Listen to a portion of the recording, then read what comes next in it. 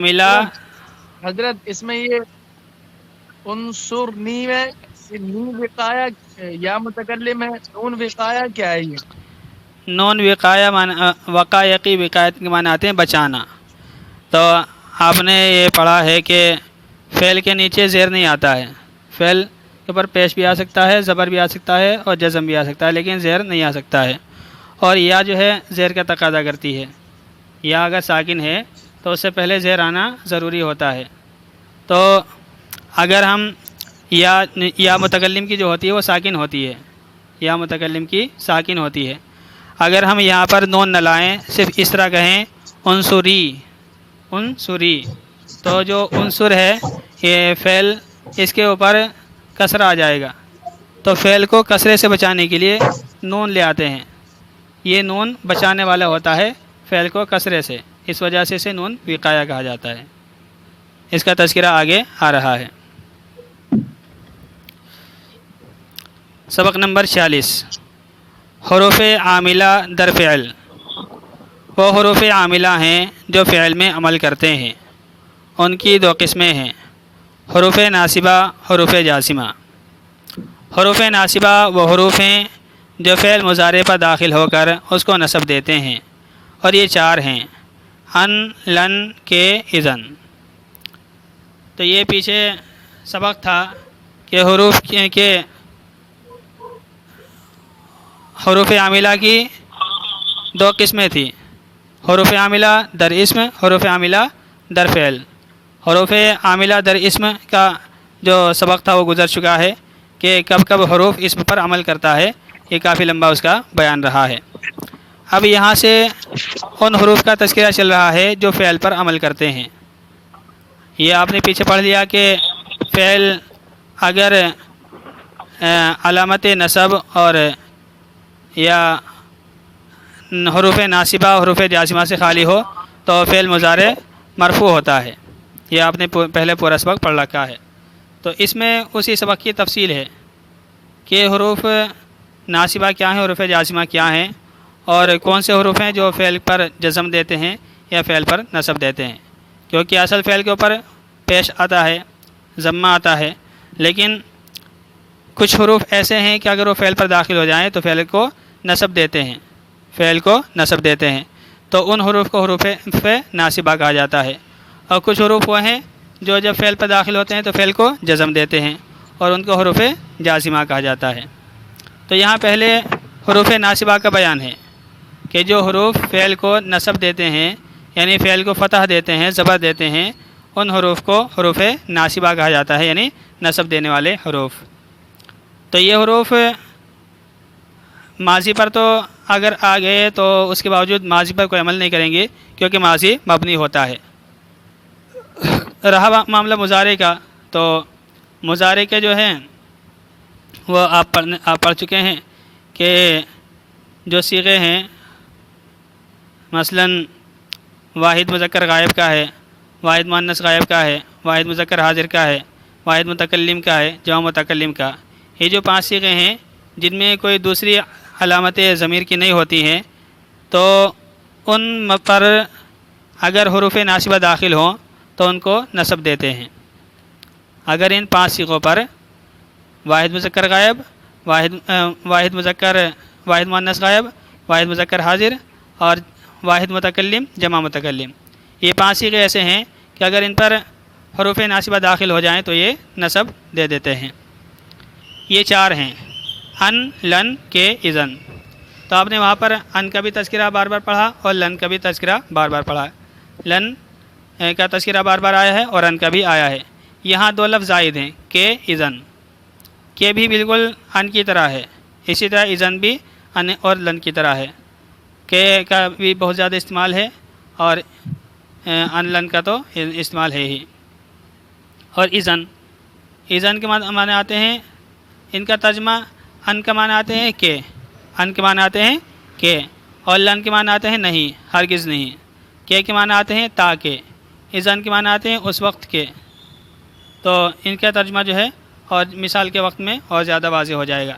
تو بہرحال اگر یہ 4 حروف کسی فعل مضارع پر داخل ہو جائیں تو اس فعل مضارع کو نصب دیتے ہیں، اس پر فتح لگا دیتے ہیں. ان کی مثال، ان کیسے نصب دیتا ہے اس کی مثال بیان کرتے ہیں. جیسے اریدو ان تقوما، اریدو ان تقوما، اریدو میں چاہتا ہوں، ان کے تقوما آپ کھڑے ہو جائیں، اریدو ان تقوما میں تمہارے کھڑے ہونے کو چاہتا ہوں. تو پہلے تو ترجمہ سیدھا لفظی دیکھیں گے کہ اریدو مانے چاہتا ہوں میں، اریدو چاہتا ہوں میں، ان مانے کہ، تقوما کھڑے ہو جائیں آپ، کھڑے ہو جائیں آپ. اور ایک چیز اور یاد رکھیں کہ جو ان آئے گا یہ ان اپنے بعد والے فعل مضارع کو مصدر کے معنی میں کر دے گا، یہ ان اپنے بعد والے فعل مضارع کو مصدر کے معنی میں کر دے گا. لہذا ترجمہ تو اس کو پہلے ہو رہا تھا کہ آپ کھڑے ہو جائیں، تو جب ترجمہ اس کا جب ہم اس کو ان کو مصدریہ بنائیں گے تو اب تقوما کی اصل ہوگی اریدو قیامہ کا، اریدو قیامہ کا، کیونکہ تقوم اس کا جو مصدر ہے وہ قیام ہے، اور جو انتا اس کے اندر ضمیر ہے اس کا بدل آئے گا کا، کاف خطاب کا. تو یہ اریدو ان تقوما اصل ہوگا اریدو قیامہ کا، کہ میں آپ کے کھڑے ہونے کو چاہتا ہوں. تو انہوں نے جو ترجمہ کیا ہے وہ اسی طرح کیا ہے کہ ان جو ہے مصدریہ ہے، اور مصدریہ کا ترجمہ جو ہے ان کو مصدر کے معنی میں کر دیتا ہے ان بعد والے کو. ان کی مثال جیسے اریدو ان تقوما، میں چاہتا ہوں کہ آپ کھڑے ہو جائیں.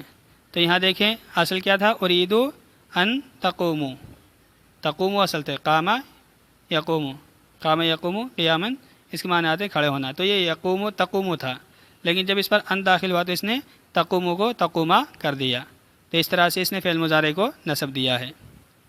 ان کی مثال جیسے اریدو ان تقوما، میں تمہارے کھڑے ہونے کو چاہتا ہوں. اب کہتے ہیں ان فعل کو مصدر کے معنی میں کر دیتا ہے. یہ متعلقہ بات بیان کرتے ہیں کہ ان فعل کو مصدر کے معنی میں کر دیتا ہے، اس لیے اس کو ان مصدریہ بھی کہتے ہیں، اس لیے اس کو ان مصدریہ بھی کہتے ہیں. تو جب ہم ترکیب کریں گے تو ان کو کہیں گے ان مصدریہ، ان مصدریہ. لہذا اریدو ان تقوما اریدو قیامہ کا کے معنی میں ہے، اریدو ان تقوما اریدو قیامہ کا کے معنی میں ہے، کیونکہ اریدو ان تقوما تھا اصل، تو اس نے ان کو تقوما کو مصدر کے معنی میں کر دیا. تو مصدر کے معنی میں جب ہوگا تقومو وہ قیام سے ہوگا، اور قیام کے ساتھ میں کاف انتا کی جگہ ضمیر بھی لے کر کے آئیں گے کاف کی. تو کاف خطاب جو کا ہوتا ہے وہ انتا کی ضمیر ہوتی ہے. تو قیام جو آیا ہے وہ ان تقوما کی جگہ آیا ہے، اور انتا جو اس کے اندر پوشیدہ تھا اس کے لیے کاف آیا ہے. لہٰذا اریدو ان تقوما اریدو قیامہ کے معنی میں ہوتا ہے. تو اس کی ترکیب اس طرح ہوگی، اریدو فعل، اس میں ضمیر انا متکلم و اس کا فاعل، ان مصدریہ، ان مصدریہ، تقومو فعل، اس میں ضمیر انتا و اس کا فاعل، انتا و اس کا فاعل، فعل اپنے فاعل سے مل کر جملہ فعلیہ خبریہ ہو کر مصدر کی تعویل میں ہو کر. یہ لفظ اور یاد رکھیں، کیا کہیں گے، مصدر کی تعویل میں ہو کر، مصدر کی تعویل میں ہو کر اریدو کا مفعول، اریدو فعل اپنے فاعل اور مفعول سے مل کر جملہ فعلیہ خبریہ ہوا. تو اس طرح سے اس کی ترکیب ہو جائے گی کہ اریدو ان تقوما اریدو قیامہ کے معنی میں آ جائے گا. تو جب ہم ترکیب کریں گے اریدو قیامہ کا نہیں کہیں گے، بلکہ ان تقوما کو میں ان مصدریہ لائیں گے، ان کو مصدریہ کہیں گے، اور تقومو کو فعل فاعل سے مل کر جملہ فعلیہ خبریہ کر کے ان مصدر کی تعویل میں کر کے پھر مفعول بنائیں گے. بہرحال ان کو فعل مصدریہ، ان فعل کو مصدر کے معنی میں کر دیتا ہے، اس لیے اس کو ان مصدریہ بھی کہتے ہیں. لہٰذا اریدو ان تقوما اریدو قیامہ کا کے معنی میں ہے. تو یہ پہلا تھا ان. دوسرا ہے لن. لن بھی ایسا ہے جو فعل مضارع کو نصب دیتا ہے. لن کی مثال جیسے لن یخرج عامر، عامر ہرگز نہیں نکلے گا، لن یخرج عامر، عامر ہرگز نہیں نکلے گا. تو قرآن کریم میں بھی بہت جگہ ہے لن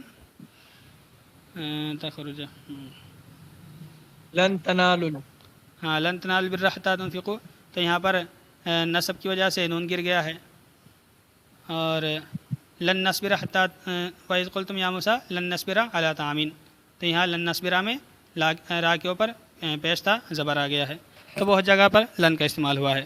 تو بہرحال لن بھی اپنے مضارع کو نصب دیتا ہے۔ لن کی مثال جیسے لن یخرج عامر، عامر ہرگز نہیں نکلے گا، اصل میں تھا یخرج، لن یخرج عامر، اس لن نے یخرجا کو نصب دیا ہے۔ لن سے ہوگا کیا؟ کہتے ہیں لن زمانہ مستقبل میں نفی کی تاکید کے لیے آتا ہے، لن زمانہ مستقبل میں نفی کی تاکید کے لیے آتا ہے۔ تو پہلی بات تو یہ ہے کہ چونکہ مضارع حال اور مستقبل دونوں کا احتمال رکھتا ہے، تو لن کی وجہ سے کیا ہوگا کہ حال کے معنی نکل جائیں گے، مستقبل کے معنی باقی رہیں گے۔ اور دوسرا یہ ہے کہ اس کے اندر نفی کی تاکید ہو جائے گی۔ نفی تو لا کے ذریعے سے بھی آ سکتی ہے، اگر لا نافیہ داخل کر دیں تو اس سے بھی نفی کے معنی آ جائیں گے، لیکن لن کے ذریعے سے تاکید پیدا ہو جاتی ہے۔ ایک تو یہ ہے کہ ہم کہتے ہیں لا یخرج عامر، عامر نہیں نکلے گا، ترجمہ اس کا یہ آ جائے گا، لیکن جب لن یخرج عامر کہا تو ہم کہ اس کا ترجمہ ہوگا کہ عامر ہرگز نہیں نکلے گا، تو لن کی وجہ سے تاکید کے معنی پیدا ہو جاتے ہیں۔ ترکیب ظاہر ہے، ترکیب ہوگی لن یخرج فعل، اس میں ضمیر ہوا نہیں، لن یخرج فعل عامر فاعل، فعل فاعل اس میں جملہ فعلیہ خبریہ ہوا، یا ایسے بھی کر سکتے ہیں کہ لن ناصبہ یخرج فعل عامر فاعل، فعل فاعل اس میں جملہ فعلیہ خبریہ ہوا، تو ترکیب بالکل ظاہر ہے۔ اور کی مثال، کی مثال اسلمت کی ادخل الجنہ، اسلمت کی ادخل الجنہ، میں اسلام لایا تاکہ میں جنت میں داخل ہو جاؤں، میں اسلام لایا تاکہ میں جنت میں داخل ہو جاؤں۔ تو یہاں پر آیا ہے کہ اصل تھا اسلمت ادخل الجنت، ادخلا جو ہے اصل میں ادخلو تھا، واحد متکلم کا صیغہ، مضارع کا واحد متکلم کا صیغہ، لیکن جب اس پر ان داخل ہوا تو اس نے ادخلو کو ادخلا کر دیا، ادخلا کے اوپر نصب داخل کر دیا۔ تو اسلمت کی ادخل الجنہ، میں اسلام لایا تاکہ جنت میں داخل ہو جاؤں۔ قرآن کریم میں بھی ہے کی مثال کیا ہے؟ لکی لا تحزنوا علی ما فاتکم، لکی لا تحزنوا، تو یہ جو لام تو حرف جر ہے، کئی لا تحزنوا، تو اصل میں لا تحزنون تھا، تو یہ کے نے نون کو گرا دیا۔ اور ایک جگہ ہے کئی تقرر عینھا، کئی تقرر عینھا، تو یہ کئی تقرر تھا، قرر یقر تقرر تھا، اس تقرر کو کہ نے نصب بدل دیا۔ اسی طرح سے وہیں پر ہے کئی نسبحہ کا کثیرہ، کئی نسبحہ کا کثیرہ، تو وہ نسبحو تھا، اس کے نے ان کو کہ نے جو ہے نسبحو کو نسبحہ بنا دیا۔ تو بہت ساری مثالیں ایسی کہ کئی جو ہے فعل مضارع کو نصب دیتا ہے۔ کی مثال جیسے اسلمت کی ادخل الجنہ، میں اسلام لایا تاکہ میں جنت میں داخل ہو جاؤں، کہ کا ترجمہ ہوتا ہے تاکہ، اس لیے کہ، تاکہ میں اسلام لایا تاکہ میں جنت میں داخل ہو جاؤں۔ کہ کا ماقبل ما بعد کا سبب ہوتا ہے، کہ کا ماقبل ما بعد کا سبب ہوتا ہے، یعنی کہ سے پہلا جو جملہ ہوتا ہے وہ ما بعد کا سبب ہوتا ہے، کہ کا ماقبل ما بعد کا سبب ہوتا ہے۔ تو کہ سے پہلے جو جملہ آتا ہے وہ بعد والے کا ذریعہ بنتا ہے، بعد والے کے وجود میں آنے کا ذریعہ بنتا ہے، سبب بنتا ہے۔ تو جنت میں داخل انسان کب ہوگا؟ جب اسلام لائے۔ تو اسلام کیسے پہلے جو ہے اسلام لانا یہ سبب ہے جنت میں داخلے کا۔ تو کیسے کا جو ماقبل ہے یعنی پہلا والا ما بعد کا سبب یعنی ذریعہ بنتا ہے۔ اذن کی مثال جیسے اذن اکریمک، اذن اکریمک، اس وقت میں آپ کا اکرام کروں گا، اس وقت میں آپ کا اکرام کروں گا۔ اس شخص کے جواب میں جو کہے انا آتی کا غدن، میں کل تمہارے پاس آؤں گا۔ تو اذن کا استعمال کبھی جملے کے جواب میں بھی ہوتا ہے۔ تو یہ اذن کا استعمال بھی اذن کے معنی ہے، میں اس وقت، اذن کے معنی آتے ہیں اس وقت، تو یہ بھی جواب، جملے کے جواب پر داخل ہوتا ہے، جملے کے جواب پر داخل ہوتا ہے، اور اس کے بعد جو جملہ آتا ہے یا فعل مضارع آتے ہیں اس کو نصب دے دیتا ہے۔ جیسے یہاں پر تھا، کوئی کہے انا آتی غدن، میں کل تمہارے پاس آؤں گا، تو سامنے والے جواب میں کہے اذن اکرمک، اس وقت میں آپ کا اکرام کروں گا، یعنی اگر آپ آئیں گے تو میں آپ کا اکرام کروں گا، تو یہ اذن یہ ماں بعد کو نصب دے رہا ہے۔ اذن کی مثال جیسے اذن اکرمک، اس وقت میں آپ کا اکرام کروں گا، اس شخص کے جواب میں جو کہے انا آتی غدن، میں کل آپ کے پاس آؤں گا، میں کل تمہارے پاس آؤں گا۔ اذن کا استعمال کسی جملے کے جواب میں ہوتا ہے، تو یہ بات ہے کہ اذن کا جو استعمال ہوگا وہ جملے کے جواب میں ہوگا، کوئی جملہ بولا گیا اس کے جواب میں اذن کا استعمال ہوتا ہے۔